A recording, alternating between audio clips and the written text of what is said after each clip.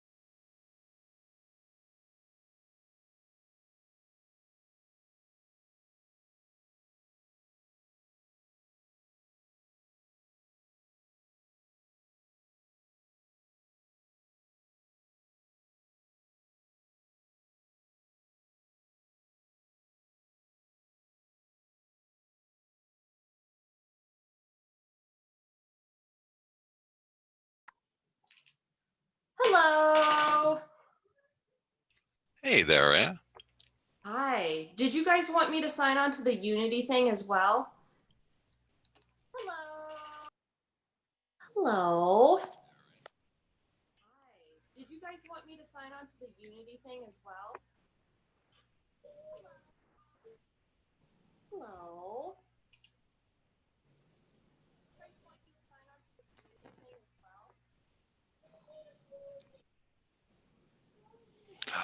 Oh, Anna, yes, she would like you on Unity as well. Sounds good. I need to find my username and password. Sure, I think Miranda said that it was password. Yes, she would like you on Unity. What's the username? 1 second. Sure, I think Miranda said that it was password. Miranda, what was that username for Anna? Oh, A Wedham. A Wedham. Okay. A Wedham and password. Into that.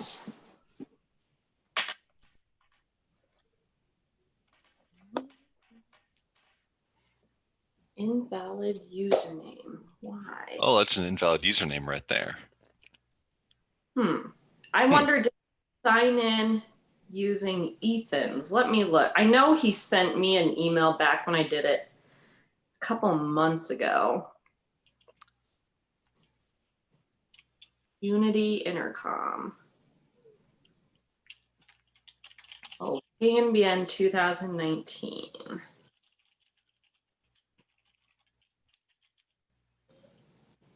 Oh, she says to make sure that it's the direct option on the Unity connection part. Yep, I'm in now. I There must we have go. done weird.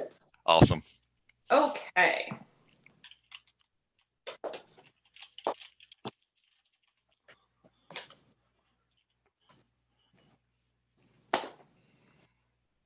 Oops.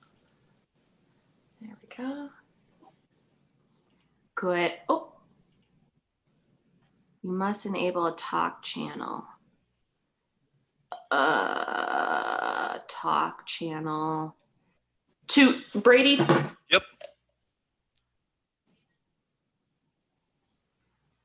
Oh, just a sec.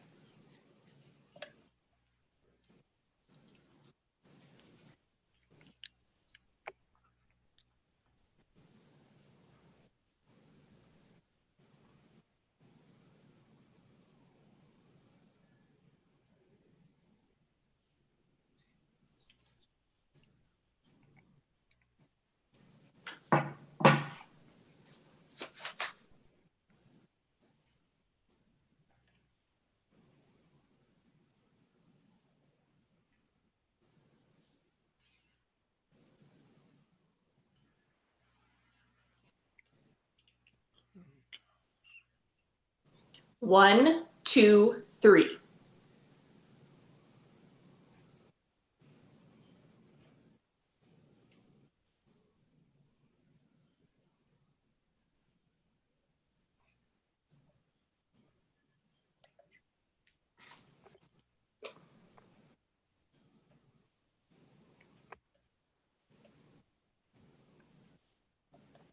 Miranda, can you hear me through this now?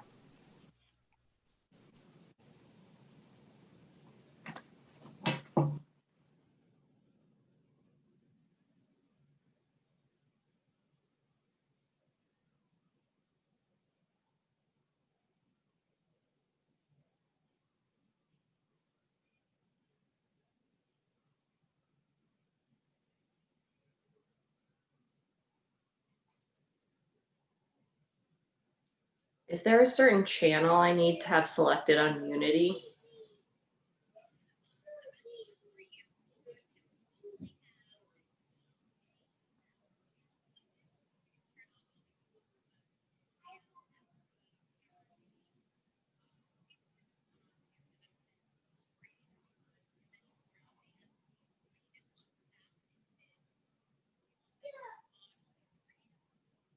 Sounds good. I have that set up.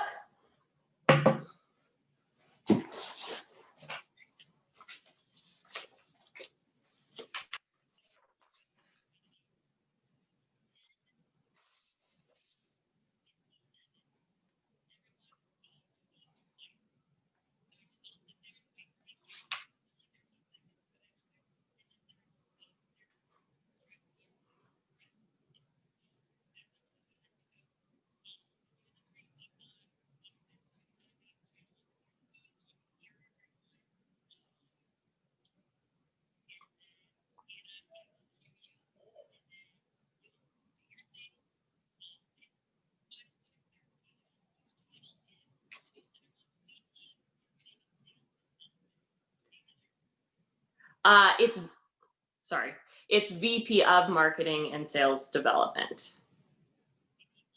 Yes.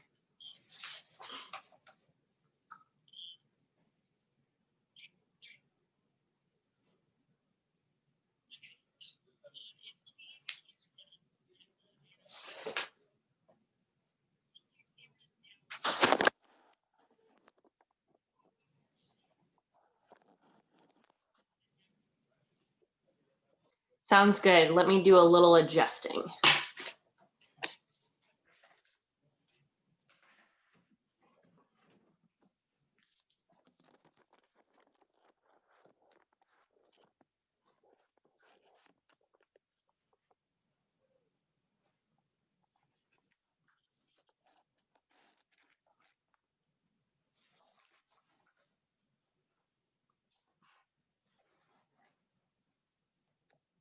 Is this better?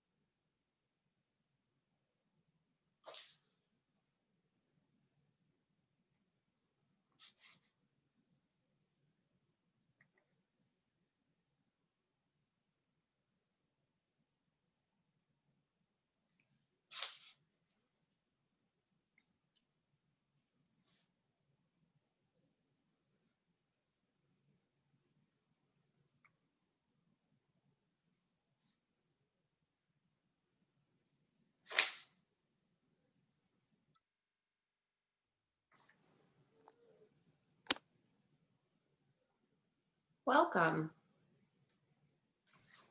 Hi, good morning. Good morning.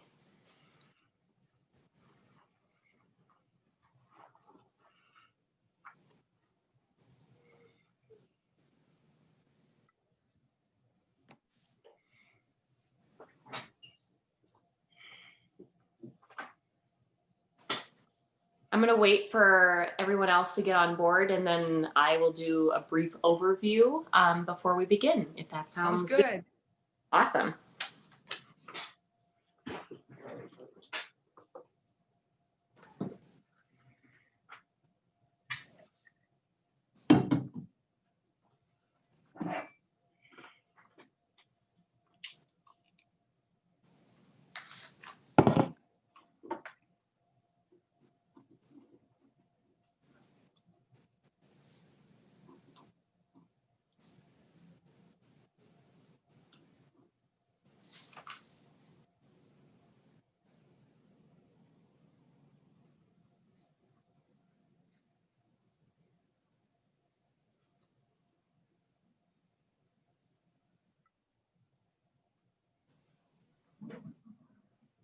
Hello, welcome. Hello. So I'm waiting for everybody to join, and then once everyone's on the call, I will kind of get you guys prepared for what we're going to be doing, and we can go from there. Perfect. Thank you for joining us. Thank you. Hmm. I'm getting the shower curtain removed here in a second. I share an office with another lady and we're providing an extra layer of protection. Sure. And so I was looking at it and I said, that's a tad bit odd. I should probably take that down for the time being. We're doing there. Yeah.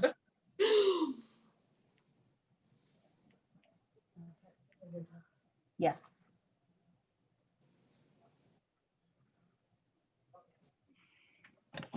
Kayla, Hey, how's it going?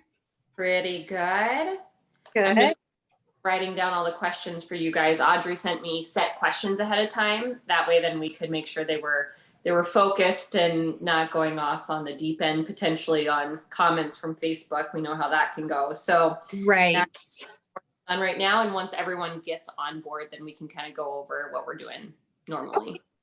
Perfect. I'm gonna run and go get my glasses real quick. Okay, sounds good.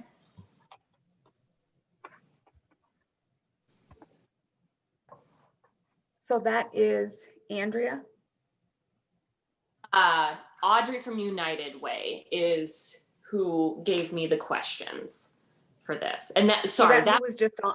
no, that was Kayla. So Kayla works with the Oh, Black okay. section of United Way. You keep breaking up too, just so you know. Yeah. Thank you. Yep. It's weird because all these names are different. She was listed as Brady. Oh, now she's listed as Kayla Klein. That is strange. I wonder why I'm breaking. I want to make sure I'm on the right internet too. I have multiple internets.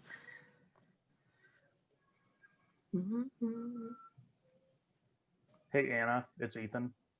Hi, Ethan. Hey, just talk to Miranda. We don't see you breaking up in the booth at all. Yeah, it's better now too. Is it? Okay. Okay. I'm switching. I have an extender for my Wi-Fi, so I think I'm gonna switch. I'm close enough to my Wi-Fi router that I think I should be okay on this. But Ethan, please let me know if you start seeing that more. Yeah, will do. That's like one of my biggest fears, or that my children will run in behind me.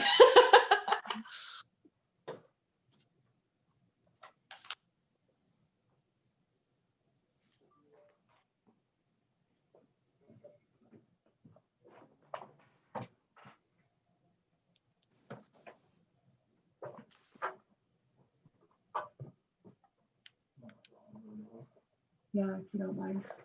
And you will put it back up down there. Yeah.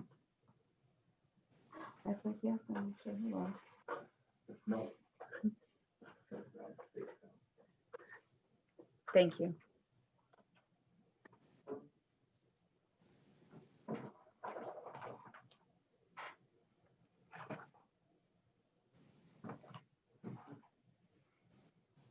And thanks Valerie and Carrie for being here. Appreciate it. You bet. Of course, I just texted Cher. She's hopping on in 1 minute. Oh, awesome. And there's Taryn. Wonderful. Welcome, Hey, Taryn. Taryn. Hi. Trying to get to a quieter spot here.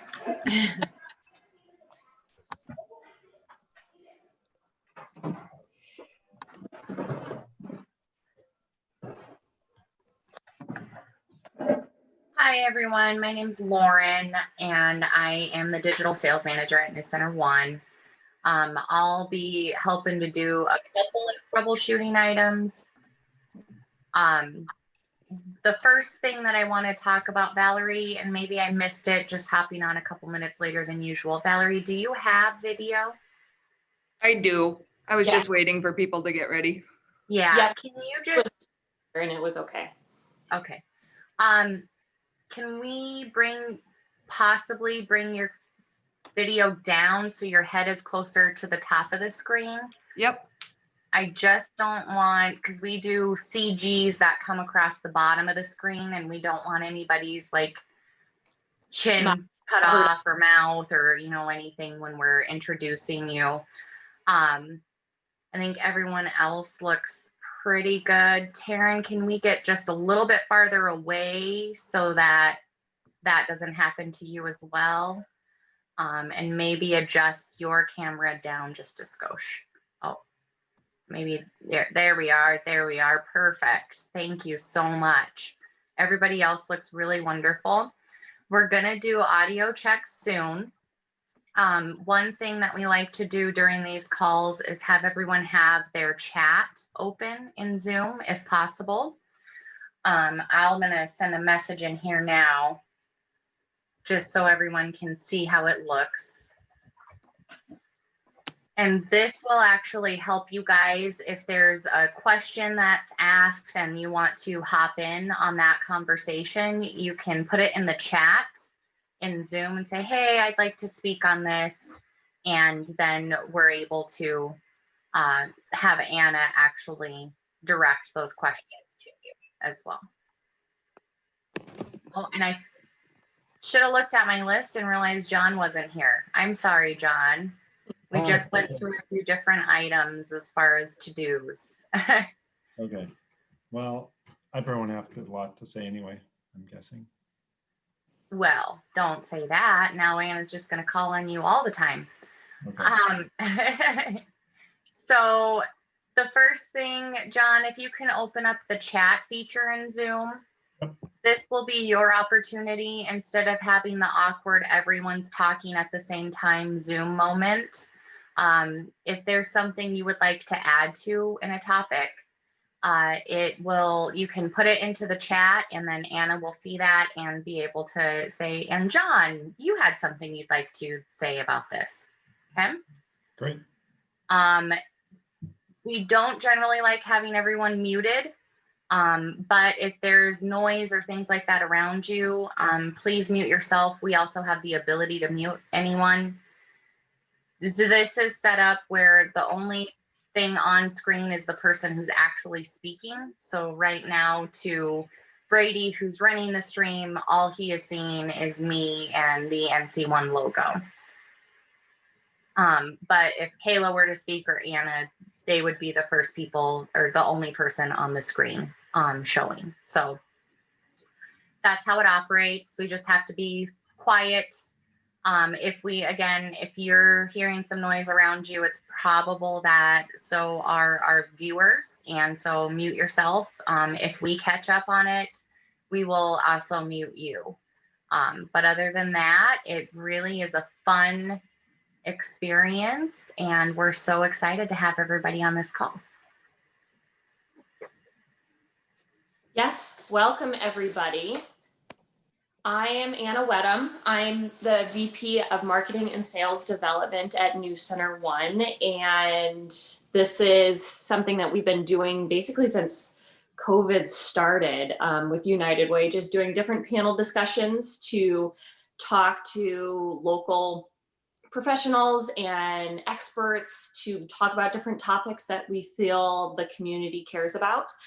The point of this is for education. There is no point, like, we don't ever want to call you out or put you in a bad place. So that's not the purpose of this. The purpose of this is for you guys to help aid in giving additional education and information on some of these topics that people are looking for. We have specifically set aside some questions that came from Audrey from United Way because school is such a hot topic that a lot of times we'll get questions from users on Facebook, but we feel like maybe kind of steering away from anything like that so we don't end up down some rabbit hole, and then we can later go back and either address those questions or we can direct them to whoever the correct person is, probably I'm assuming the school system that can answer that question. So I want to get completely up to date. Did Rapid move to the level 1? Or are you still in the part-time, virtual part-time in class? They moved to level 1 for elementary. Elementary only at this time. Okay, so if I ask you questions about virtual learning, it still is relevant. Okay, wonderful. Yes, and 20% of our students elected distance learning regardless. So those students remain in distance courses. In distance courses. Okay, wonderful. All right, so it is 10:54. At 10:57, what we need to do is, so there's actually a lag between what we're doing live and then what we'll run on Facebook and social media and everything like that. And so what we need to do is just for 3 minutes, stare at the screen and smile and not say anything, so that then we can start when it's time to start at that 11 o'clock. So it's going to feel super awkward. But it will end up looking a lot better on social media. So we will be doing that in a couple of minutes. Does anyone have any questions before we go quiet?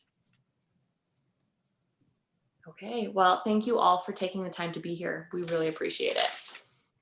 I actually have one more thing on the lag situation. At the very end of the call, it'll be very clear to everyone that we are closing, and then everyone has to be super duper silent, and it's very awkward for like what feels like an eternity. So just everybody will be muted at that point, but just letting you know, don't hop off because it'll make noises and it will show up somewhere, some point, either on TV or on Facebook. So that is all. Thank you. And when you're ready for us to hop off, you usually say, okay, we're good, and then clear, and then everyone knows when to hop off, right? Yes. Perfect. Yep. We will definitely do that. And I will introduce each one of you and give you each an opportunity to describe a little bit more about who you are, what your position is. And then this is kind of a broad one. It's just talking about education right now. So I think we can, if you feel there's a direction you want it to go into, feel free to take it down that path.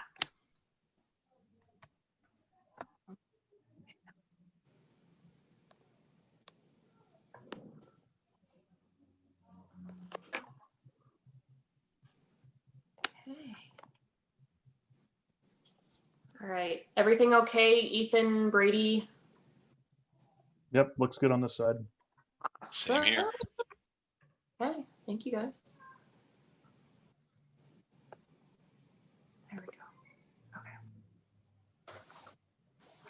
All right, it is time. So we are going to stare at the screen awkwardly and smile.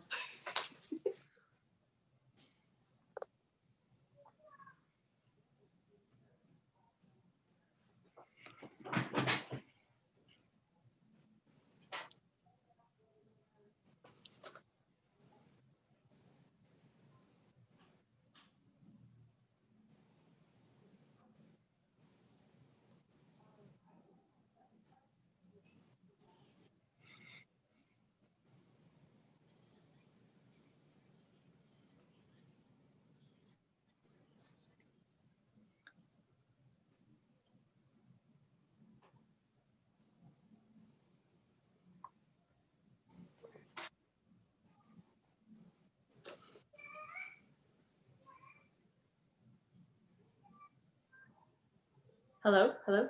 Am I popping back up? Good, okay.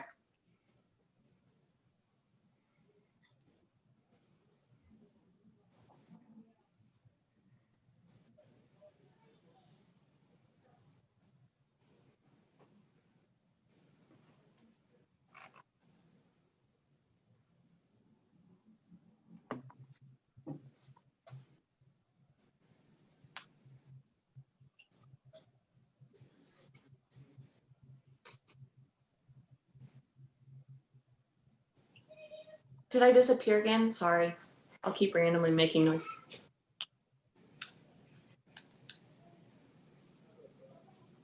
Okay.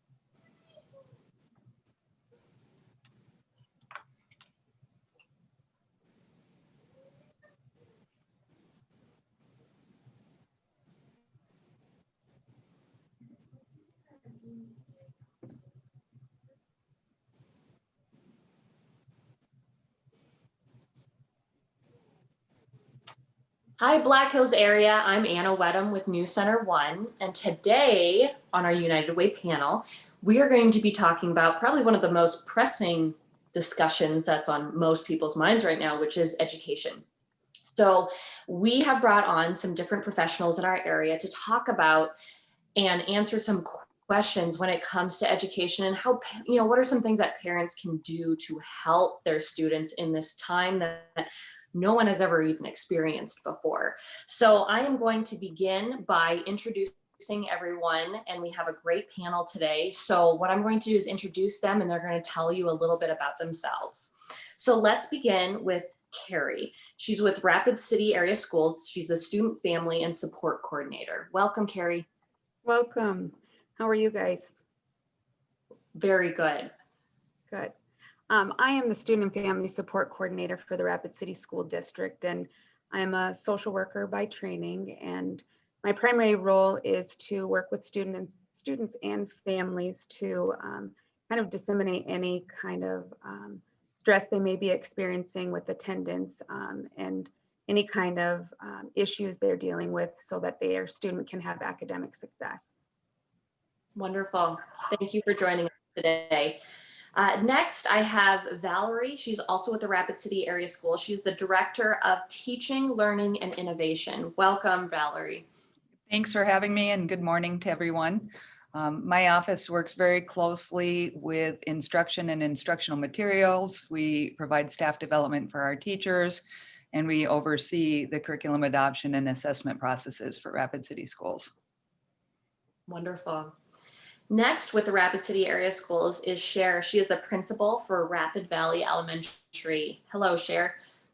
Good morning, Anna, and Black Hills and Rapid City. And as Anna said, I'm a principal here at Rapid Valley Elementary. So out here towards the airport. It's my 11th year here and feels like brand new work in my whole career as we start this year. And it's been great and amazing so far.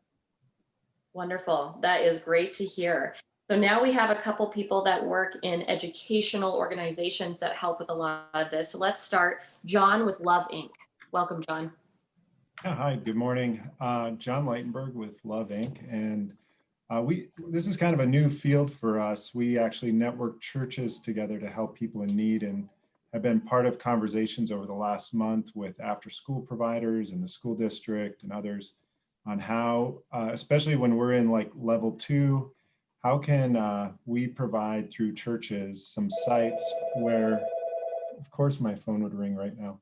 How can we provide some sites where, how how can we provide some sites where if we're on level 2 or maybe Fridays were our virtual learning days and parents are struggling with what can I do with my little kids, provide some places where they can come and learn, have access to the internet, and be supervised by volunteers. So I'll have more to say about that later. Wonderful. Then we also have Kayla with Black Hills Reads. Hi, Kayla. Hey, thanks for having me today. As Anna mentioned, I'm with Black Hills Reads, which is an initiative under United Way of the Black Hills. Our overall goal is to help students reach reading proficiency by 3rd grade. And so we work with kiddos all the way from birth to age 8, so about 3rd grade.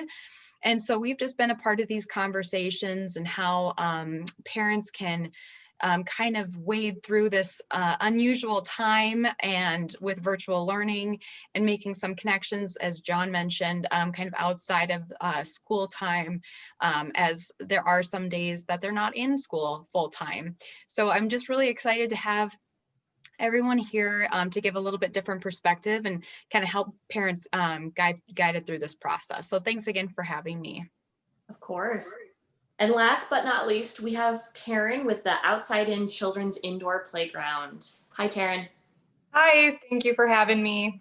I am one of the co-owners of Outside In Children's Indoor Playground, and we launched a program called Homework Helpers, where we are supporting families as a whole. Their students are coming to us during their off-campus days, and we have a teacher on staff, and we're supporting them and keeping them on task throughout the day with the intention of sending them home to spend quality time with their families and their coursework being done. Certainly. Okay, well, let's get started with some questions. The first question is, how can parents cope with children learning virtually? So let's hear first from the Rapid City area schools. Carrie, Valerie, do one of you feel like you can answer this question better or have more resources on it? Sure. I'll jump in, and I'm sure both Carrie and Cher have things to add, but I think first and foremost, you have to find a schedule that works for both you and your child. I know as parents, we want to be right there and be problem solvers for our students, and I think sometimes we try to oversolve for our students. So your child isn't in the same room as their teacher like they normally would be, but I guess I don't know how to describe it other than a little bit of learned helplessness maybe when mom, dad, grandma, or grandpa are there. So don't race to jump in, allow them some space to try to solve problems, but certainly give them the support they need as well. Take breaks. Students have to get up and move around, and we still are in early fall or just starting fall. It's a great time to get outside and get some exercise, engage in projects or hobbies of interest for a little bit, and then come back to it. Understanding also that distance learning is different than face-to-face. They're not in a classroom with 30 students, and things don't necessarily take as long, or maybe they take longer depending on the assignment than they would have if they were in school. So give grace there. Teachers are still responsible for the students' learnings. Parents aren't being asked to be the teacher, but I would call it more of a learning guide. Our young students in particular need some support to be successful, and consider yourself more of a coach or a mentor to their learning.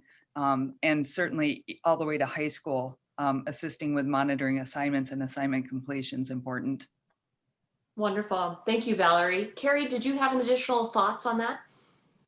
I think that, just making sure that all of us are aware and acknowledge that we're asked to be a lot of things that we're not.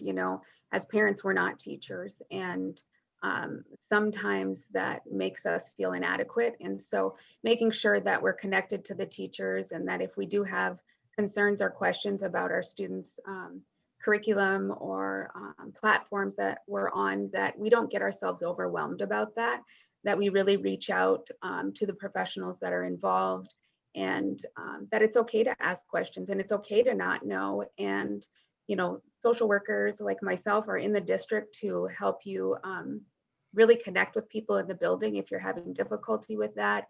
And we have such great administrators and teachers that most families aren't. However, if that is something that you're experiencing, we want you to reach out and ask for help and not feel like that's something you shouldn't be doing and that you have this pressure to really make sure that your kids succeed at home. So, and taking care of yourself, I think it's really important because so many of us are overwhelmed with the extra pressures of many different stressors that are happening right now. So yeah, self-care is huge. I think that's a great advice for people. So share, as a principal, kind of going off of what those two were just talking about, what are some things that you'd like to add to make parents feel more comfortable coming to the school system to ask for help? I think understanding that, like Carrie said, to give grace to yourself, and also like Val said, to not be afraid to encourage that independence by your student and have a routine. And I think maybe to it's kind of a double-edged sword, like give time for things to work themselves out. Like everything doesn't have to be done like right now, but also don't wait till you're overly frustrated to ask. And so I think that's a fine line of getting help immediately, but yet also understanding that things would have to be done right now. And so it's okay if, that kiddo takes some time to complete things. But I think the independence and the routine are the two biggest things that will help a child be successful at home. Mm-hmm. I think that's some fantastic advice. And Valerie, I love what you said about giving grace. And I think that goes to, like Carrie said, giving that to yourself as a parent and to your children and to the teachers and the administration and everybody involved. This is new for us all. And so I think we just all need to show a little bit of kindness in our hearts to everyone and know that there's great people out there who are trying to make this work. So the next question, I think we can maybe go with Kayla and Taryn and John on this. What kind of virtual educational resources and outdoor activities do you recommend for learning outside of the classroom? Taryn, do you want to start with, I think you really are into the activities with your business that you have. What are some suggestions you might have? Yeah, so I think we're in our second week now of this, and just to piggyback on what they've said, we learned very quickly that we had to create that schedule with us too. I think structure just lends very well to everybody. So it allows that creative time and that play time to be that much more enjoyable and seamless. So they're making birdhouses right now, so you'll probably hear some banging. But as far as I do think like they've got their core classes, obviously we're an indoor playground. So we have 3 times throughout the day where we're scheduled to just play with each other. And then we have students from all schools in throughout Rapid City School District. So they're not all on the same schedule, obviously. So we've tried to carve out times where we can do small group activities with them and some hands-on learning. And I think that's so important to introduce that social aspect of it and let them play and let them be kids and have these dedicated work hours. They know when they need to work, they know when they can play, they know when they can do activities. So it's actually, we've got a really good group of kids, and it's been really fun to get to know them. Certainly. Those are some great things. Those birdhouses, I'd love to see them when they're finished. I bet they're pretty fun. John, do you have some additional thoughts and ideas for us with this? Not unlike the others, not professionally, but I do have 5 kids, and my wife's a teacher. And she was commenting yesterday about the kindergartners going out to play, and it was like releasing the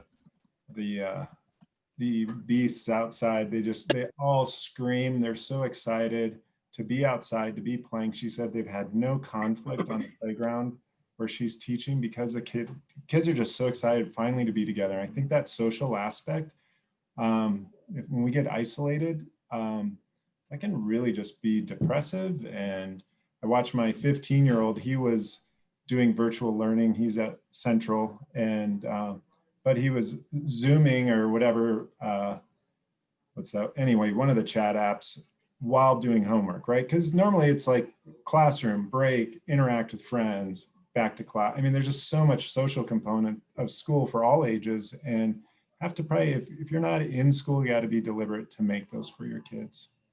Certainly. That's wonderful. Kayla, what are your thoughts? Yeah, thanks. I think I'll say a couple different things, both from a parent, also with a virtual learner, but as from my professional standpoint, with a few things we're offering with Black Hills Reads.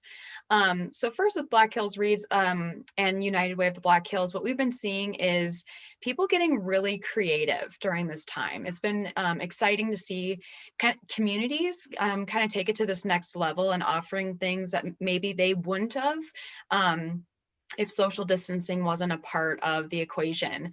So for example, we have some early learning communities in the Black Hills. Lead Deadwood is recently put in what they're called early learning trails. Both Lead has one and Deadwood. And essentially what it is you take a walk around the park, and there are learning activities on signs as you walk. So there's learning happening while you're enjoying the outdoors, and it's something you can easily do while social distancing. I know that Spearfish actually just recently did this too. I believe their leadership team decided to put one in.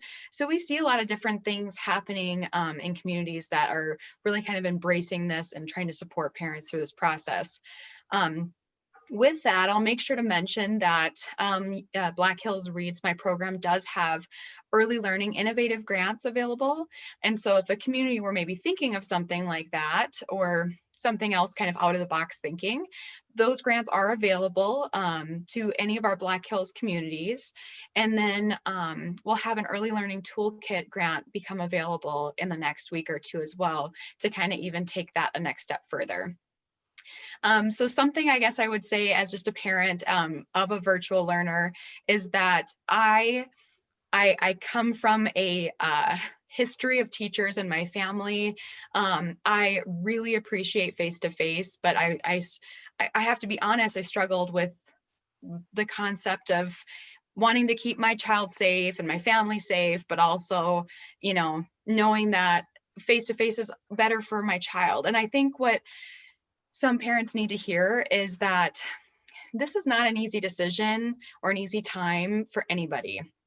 I have just been so impressed by what the school districts have done and community leaders have done in order to try to help support anyone in any position. This is a brand new system we're starting in here. And I want to kind of go back to what Valerie said, is giving people grace. As you know, I was talking to individuals getting ready for this interview, and they're like, I don't know. I just don't know. I'm like, well, I'm trying to find answers and these things that we need to know.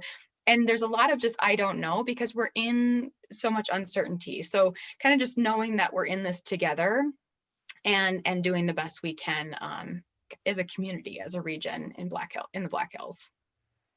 Yeah, that's wonderful. And two things I think that was interesting that everything was interesting, but two that kind of stuck out to me was, one, talking about your grant. You know, that's one thing that I keep hearing is there is funding out there that is available to do some really creative things. We just need some of those minds and those people to take the initiative to develop some things and use that funding. And so I think it's something that each one of us as individuals should take upon ourselves if we have ideas or different things to look into that.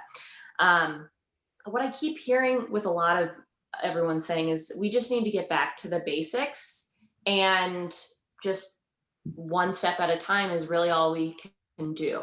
So, you know, I think that's really the biggest thing that we're just going to probably keep reiterating is this is all new and everyone cares about our children. So that's what we're trying to do, is figuring out what is best for everybody. Our next question that we have is, how can parents help children who may be experiencing anxiety for returning to school? Carrie, you mentioned you do some of the social work elements. Do you have some sort of psychological backgrounds to help with that? Yeah, I think that one of the major things is just acknowledging, you know, that the students are feeling that way, and then really helping them to figure out what they're anxious about, and processing that, and then figuring out who in the school is best equipped to help with those things. We have social workers in the elementary level, the middle school level, and the high school level. And so my job primarily is to get students that are disengaged, engaged, or students that are having, some avoidance of school, or some family issues or stressors and aren't able to get to school. And so I do home visits and different things to help those students get into school. But I think, as most of us know, that attendance issues are just symptoms of other things that are going on. And so being able to figure out how we can do direct services, and different techniques to help reduce that anxiety, or we can find outside agencies to leverage services to make sure that we're giving proper referrals and guiding families to community agencies that are doing some work to reduce that. And some level of anxiety is normal, and helping kids to recognize that anxiety is coming with this time that we're in and this pandemic that we're in. However, anxiety is going to come with at other times in our lives. And so really helping them to understand how to manage that themselves, and that it's a part of life. And it is heightened right now, I get that. And so helping them, like I said, to make sure that they're not alone.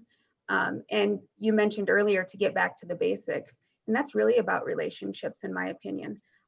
Really meeting people where they are and validating and helping to get in their shoes and understand that all of us are experiencing some level of stress. And for others, it's crisis, and for others, it's trauma. So kind of being able to differentiate that to know how to really help the families and students. So I felt that all of the issues we were before COVID are still there. The traumas, the issues at home, this and that, that's all still there. And sometimes it can, in our minds, just get clouded because COVID and the pandemic is so strong. So it just only adds one additional layer to everything, is that those issues still need to be handled. Cher, did you have some thoughts on this?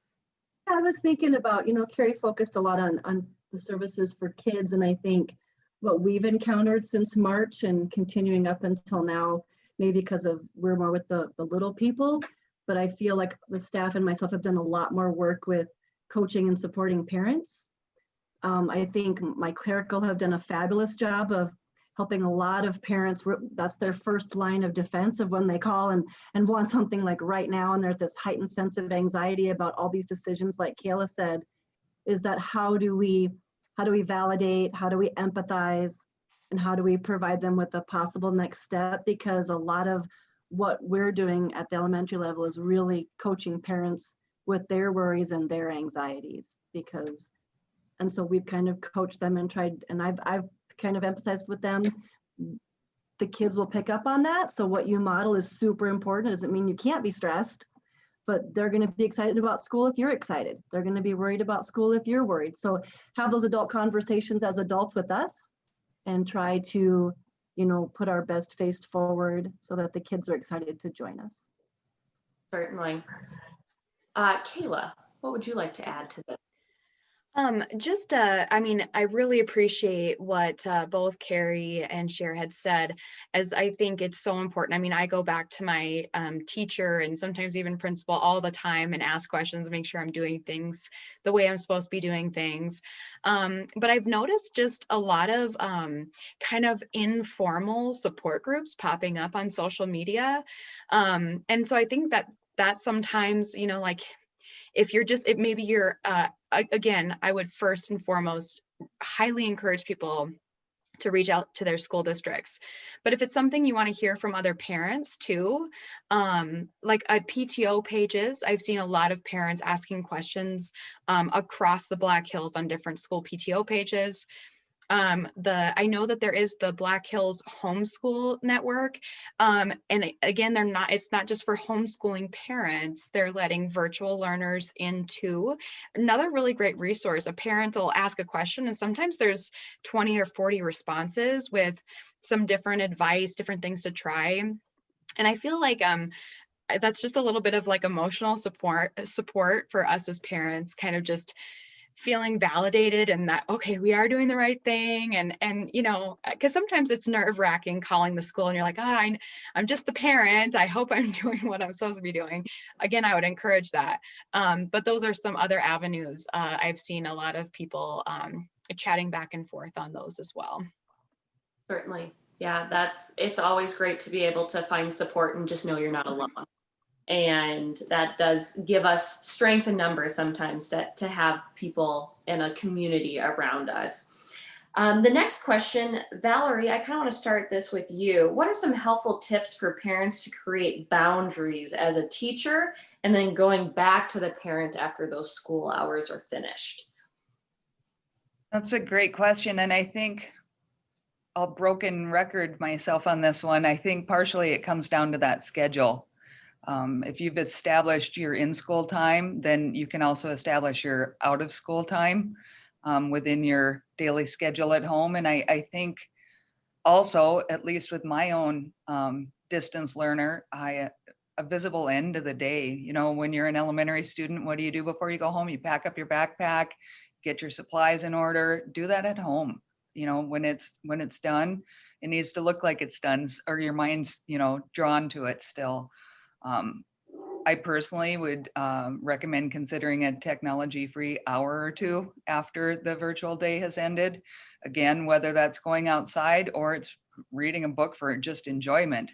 A distinct shutdown of the school computer is probably not a bad idea too. So those are some ideas I think ease the transition between the two, since they both happen in the same location. It's very easy for those lines to get blurred. Yeah, that makes a lot of sense. It's almost like for those of us that ended up having to work from home and had never done that before, get up, shower, get dressed, actually, you know, pull yourself together before you go to work. Just because you're working from home doesn't mean that you don't want to stay in some type of routine. And I think that's just the same for the kids. So I think that's some wonderful advice. Another question we have are, what are the suggestions when children get frustrated with the virtual learning process and want to go back with friends? Taryn, you know, you have a business that is all about being in front of people and socializing. So I know this is something that you are big on relationships. How can we help those kids in this strange time that we're in? Yeah, I think we're in a unique, we're unique in just this role that we're playing right now. But when the students are here, we have this ginormous distraction of a playground to try to walk through and go into a classroom. And they do, at the end of the day, I like that visual end of the day, because that's what we you know, in the first few days we understood that we have to do that packing up, have kind of a moment of just sitting in a circle and being like, this is what the day did, and before we let them kind of free play. But I think we're almost on the opposite side of that, where there's a lot of opportunity for socialization here. So our probably biggest challenge is pulling them in to focus and be in the workroom, which really came through that schedule early on and saying, this is your dedicated time here, then you have dedicated play time. But they're socializing throughout the day, and you know, it's just they're just doing so wonderful at it. And I think parents are, you know, it's not a level of exposure of a full school. We have a handful of full-time distance learners, but most of them are just the part-time, you know, on the level 2. But they get to meet kids from all over a school district and all different schools. So it's been really wonderful for them to be able to interact that way. But that was kind of our biggest challenge in the beginning, was pulling them back into focus actually in the workroom. Sure. No, that makes sense. How about you, Kayla? Do you have some thoughts on this?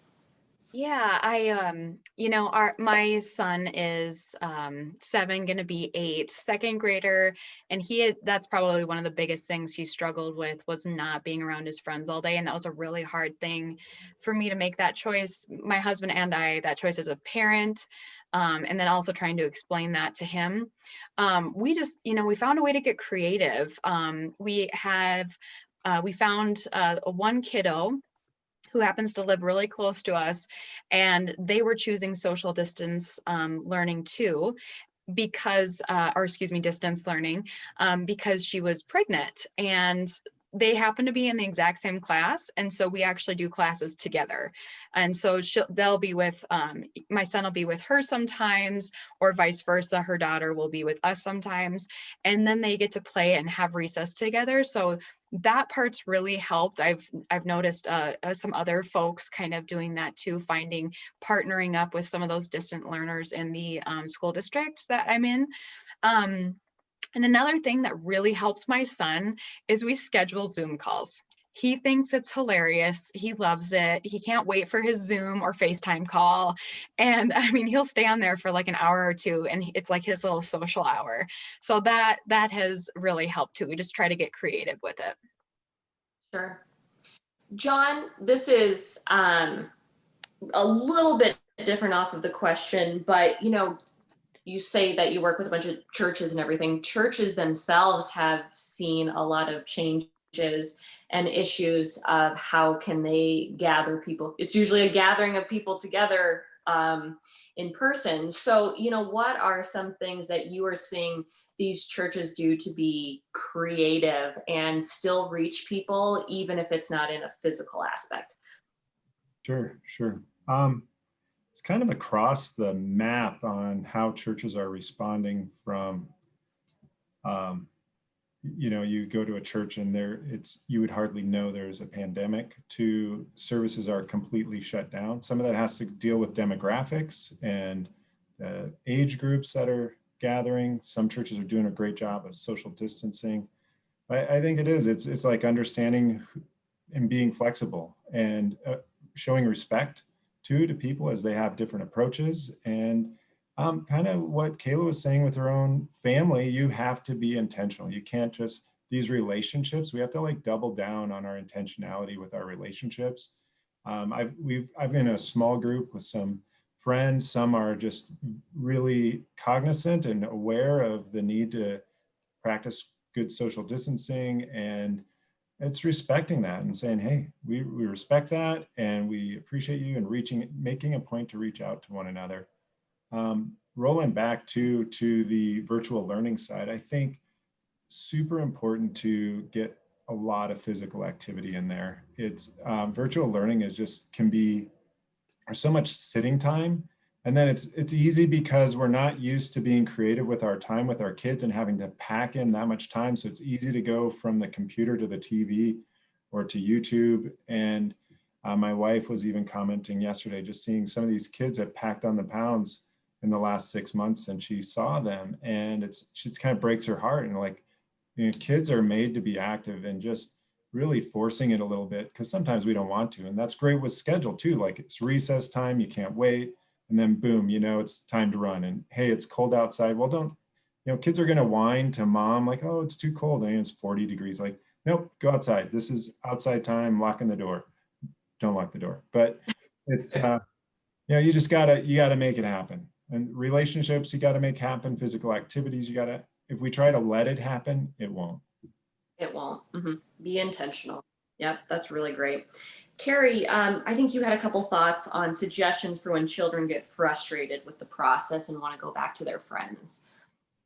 I think a couple of you mentioned being creative, and I don't know how many kids really even know how to write letters anymore or send them in the mail, but some things like that can be fun, or even, if they have A class time and B class time. Well, I guess we won't be having that anymore, but at least for a while, if we do go back to that, we've encouraged families to have their kids write a note to some of those kids that they're not with and leave it with the teacher. just finding ways to truly get creative. Kayla talked about FaceTiming or Zooming her child, but even having those kids do that together and it really be nothing, you know, hey, bring 2 riddles, hey, bring 2 jokes, show me a picture that you've drawn. A lot of this draws back to that social and emotional learning that kids are having right now. They're experiencing a lot of self-awareness.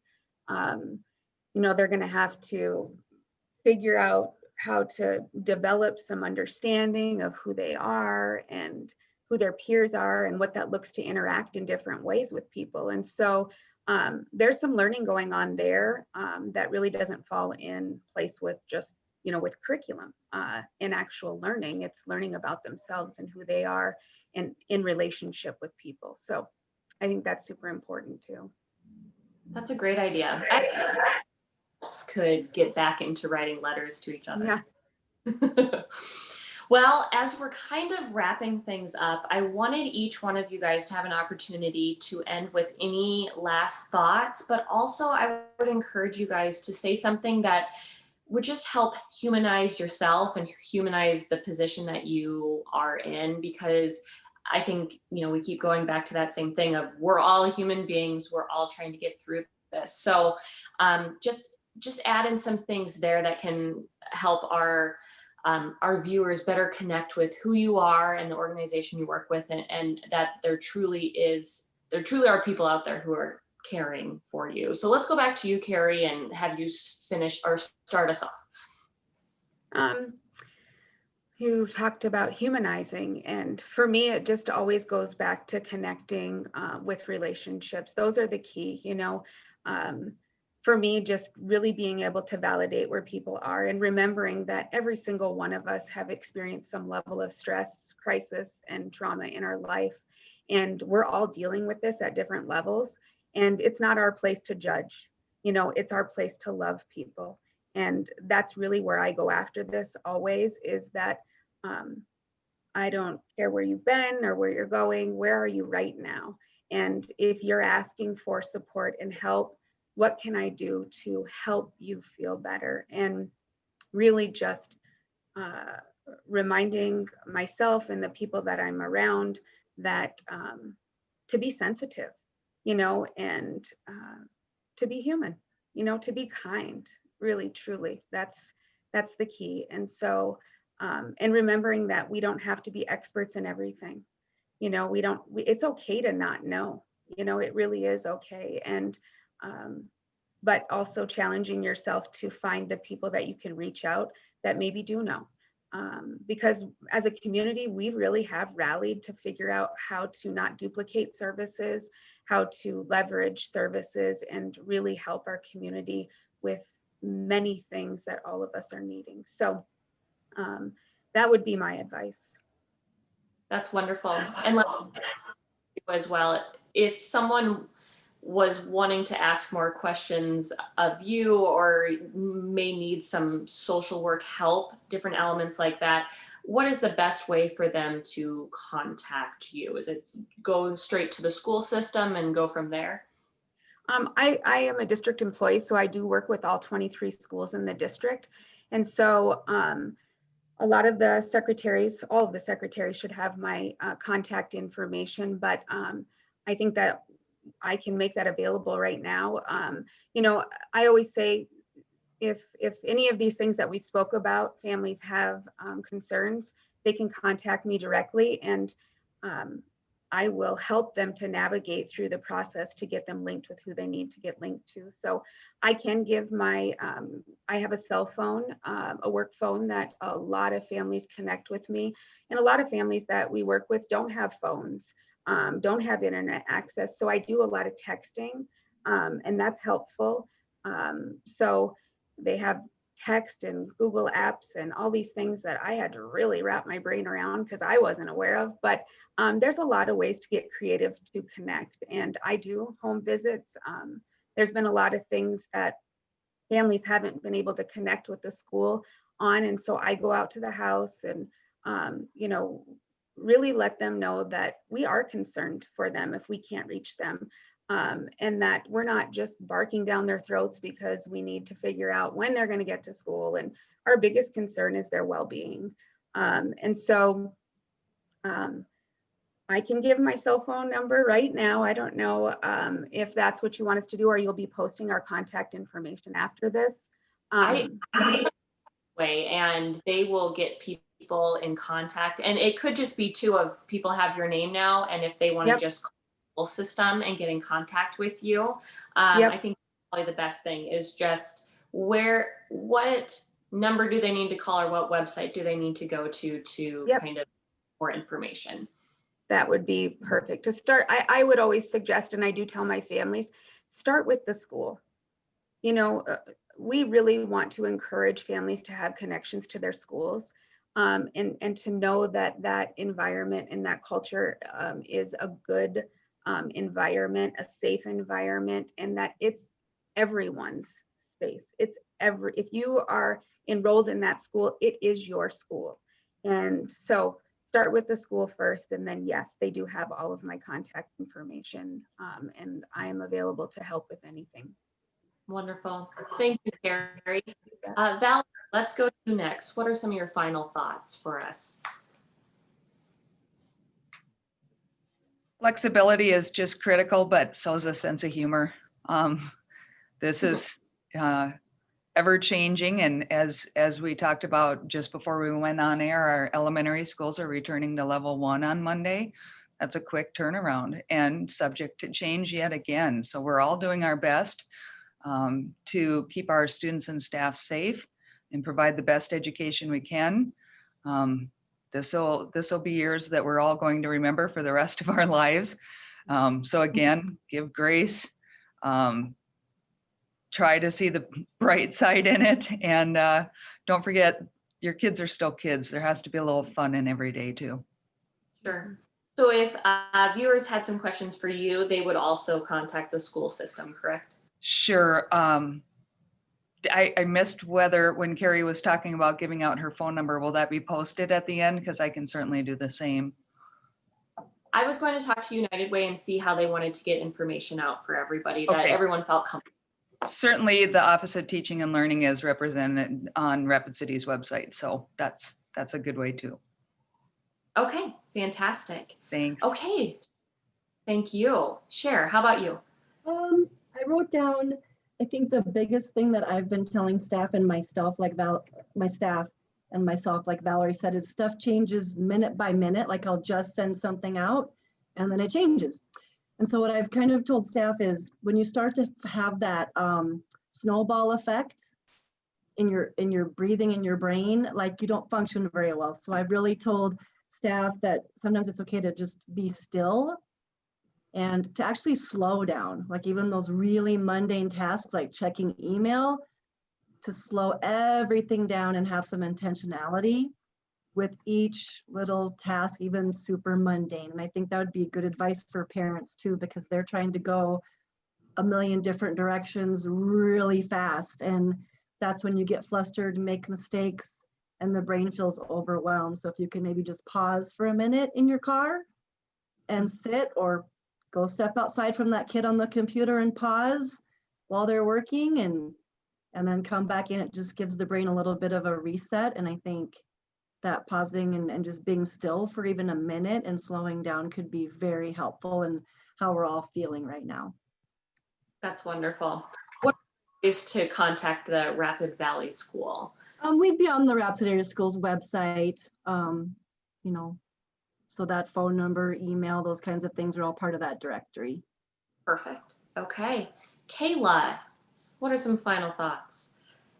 Yeah, I really appreciated Cher's advice, and actually Valerie, about packing up school bags at the end of the day. So to humanize myself a little bit, I am working full time. I have a virtual learner who sits next to me. He constantly, needs help, or, maybe the internet crashes. And I mean, that's another huge barrier that I think United Way is looking at, is how to help improve internet access to individuals, as we know that that's an issue. But I feel like either a bad parent or a bad employee all the time. And so I honestly, I intentionally go out on recess with my child. Or we do some little yoga stretches while we have a few 5 minutes, or I just ride the bike around the block. I think it's important for me to just, like Cher said, you have to just give yourself a break and know that there are people around supporting you. And I know I'm in a it's a tough situation, but it could be worse, and we're going to get through it, kind of deal. A couple things just from the United Way side of things. I do want to remind everyone that we do still have our COVID relief funds available for anyone in the Black Hills community. It's nonprofits, faith-based organizations, schools, and cities can all apply for those funds. We raised money for those types of things in the beginning, kind of like for emergency response, like, okay, we're shifting, how do we help people? But now it's going back into recovery and rebuilding. So those funds are still available. The early learning innovative grants. A part of my job has been advocating for childcare providers, as we know that there is no state funding for them. They've lost almost all or half of their capacity. So they're operating on the same amount of expenses, but half the revenue. That's not a good business model for anyone. So we've been working with Elevate and the Rapid City CDBG. CDBG has grants available, and Elevate has zero interest loans available for those providers. As we know, they're becoming a lot more important, especially when we're shifting between phase 1, phase 2, or in other areas where parents are choosing virtual learning or being faced with possible closures of schools and that type of thing. So those opportunities are available out there as well. And you are welcome to, my email should be on the United Way of the Black Hills website. A lot of the information I just mentioned is also on there. And of course, you're welcome to call us at the office, and you can be directed to anyone from there. Fantastic. All right, John, what are some final things from you? Sure. Jeepers, to humanize it, we had COVID in our family a month ago, and so that's a process. And then with 7 people in our family, I think 6 of us got it, so it was really hard to isolate. And it just gets to that whole pacing of life. This year is not done throwing us curveballs, and it's super stressful. Just things that used to be easy are no longer easy. Going to the grocery store, getting your groceries, whatever, everything's a challenge now. I kind of equate it. I'm not a cross-country skier, but if you're plowing a new trail, that's a lot more work than going in somebody else's tracks. And almost every day it feels like we're plowing, and it's just exhausting. So I think it's been said many times, but give yourself a break, pace yourself. It's a marathon. If you're trying to set up some virtual learning site, it doesn't have to all be done today. Get one thing done today and work on the next thing, maybe next week. And just continually work on it and be easy on yourself. As it relates to Love Inc. and why we're here, we just knowing that phase 2, phase 3 could be really putting a stress on literally thousands of families in our community. We started working a month ago on how can we use these facilities, resources, volunteers at churches to help families. We partnered a couple of weeks ago, started talking to the YMCA that does a lot of after-school programming, has it all set up, has the technical side, the volunteer training or staff training in place. We're really close to being ready to launch some sites. Well, because of going to level 1, which I'm super happy about, we're looking at starting these sites on Fridays as a place for families to come and have trained volunteers provide a virtual learning environment. They can bring their laptops and just really focused around the learning. And so we'll be dropping more details on that in the future, but if someone's interested, they can go to our website, loveinconline.com. Inc is INC. loveinkonline.com. They can go to our Facebook page. There's a survey there for parents to say, or potential volunteers to just say like, yeah, I'm really interested in this, keep me informed. We're also hoping with this that we'll be able to work out the system so that, man, if heaven forbid we go back to level 2 or even level 3, that we've got the kinks worked out and we're ready to boom, hey, kind of like the school district did, like, hey, Monday, we're going back. Well, if they said the opposite, we'd be like, okay, we're ready to open 3 sites and provide virtual learning assistance for 200 kids tomorrow. So that's our goal. And if someone's interested or wants to learn more, and hopefully in the next few weeks, some sites on Fridays will pop open. Perfect. Thank you for all that information, John. Okay, Karen, final thoughts. I think about us, Outside In has really always been a very community-centered business, and we saw our customers last spring really struggle with that, with the distance learning change, and which is why we launched Homework Helpers this year. And we're going to continue our Fridays only as well.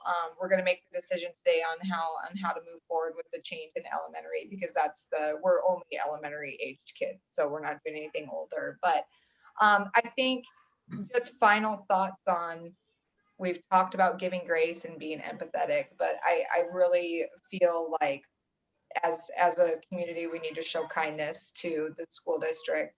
We need to show kindness to businesses. Everybody is trying to navigate this year. And, I know the frustration level is high, and parents feel up against the wall sometimes, but everybody's trying to make the best decision, and everybody's trying to support them.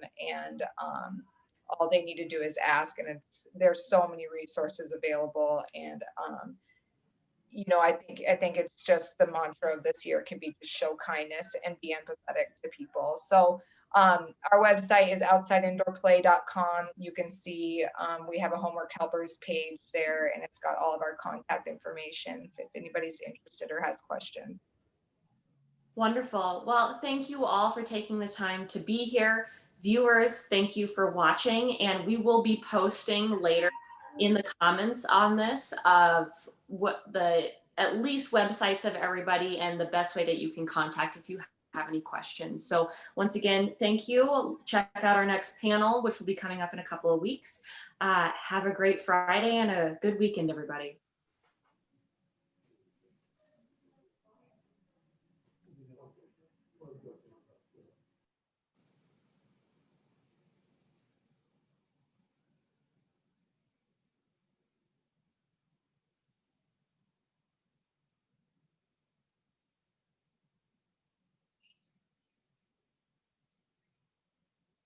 All right, we're clear, everybody.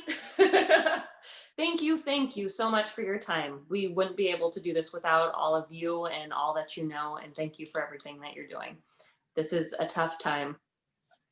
Yeah, thank you guys for being a part of it. And some of you were very short notice, so I appreciate you being able to work with me on this so quickly. So thank you again. Yes, thanks for the invite. You're welcome. Thank you so Thank much. you, guys. Thank you. Bye. Bye-bye.